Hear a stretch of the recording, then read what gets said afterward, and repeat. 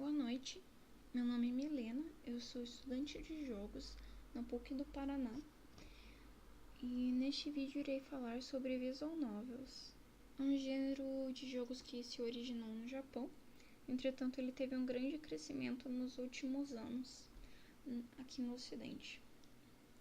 O gênero tem como foco a narrativa e é composto por elementos visuais e sonoros para acompanharem a história.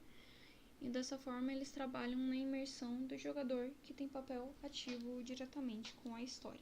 Entretanto, seriam visual novels considerados jogos por definição? Este foi um tópico que apresentou grande controvérsia, principalmente dado que eles apresentam pouca gameplay.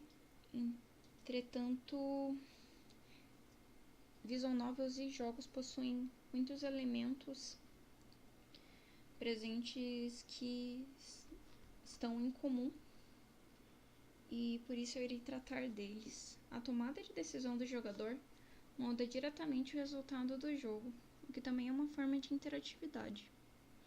Além disso, muitos visual novels também possuem ações baseadas em turno que irão definir o resultado final do seu jogo, além de possuírem vários minigames, o que também trabalha a parte de skill.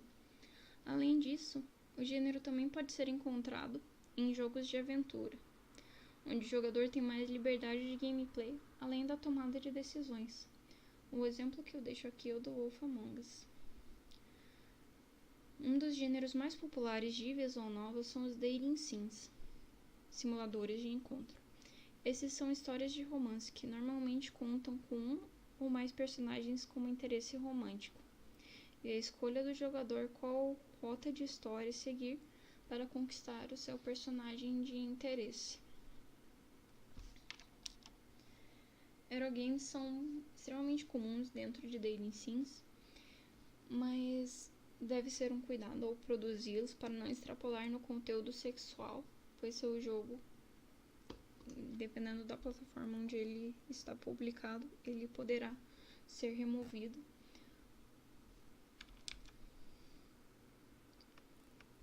Por se tratar de um gênero com nicho de mercado, tornou-se mais popular nos últimos anos pela chegada de grandes empresas que começaram a produzir o conteúdo e que anteriormente não possuíam interesse dentro dele.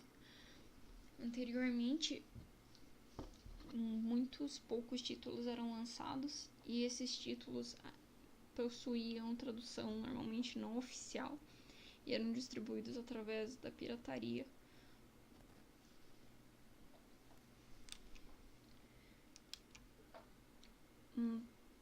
Apesar de questões de língua, é muito fácil se produzir um visual novel. As engines são normalmente gratuitas. A mais popular é o RenP, também é possível fazer na Unity, e várias dessas engines elas requerem pouco ou basicamente nenhum conhecimento em programação, dado que o jogo é baseado normalmente em apenas tomada de decisão, então você deve apenas checar qual rota o seu jogador irá seguir a partir da quantidade de pontos que ele tem. O gênero se mostrou funcionar muito bem em plataformas móveis, dado que a maior parte deles apresenta pouca gameplay e são mais focados em história e visual. Por esse motivo, eles são conteúdo normalmente para jogadores casuais que não estão em tanta busca assim de aventura e mais de história. Entretanto, apesar da facilidade de se fazer em questão de conhecimento de programação, fazer um visual novel pode se tornar extremamente custoso pela quantidade de assets que são presentes. Os assets podem contar como backgrounds, sprites, poses que o seu personagem pode ter uma ou mais, quais roupas ele vai usar, música, sound effects, isso sem contar com a possibilidade do seu jogo também ter voice acting, o que pode dobrar o custo caso a situação da narrativa ser de conteúdo mais sexual, que normalmente costuma ser mais custoso.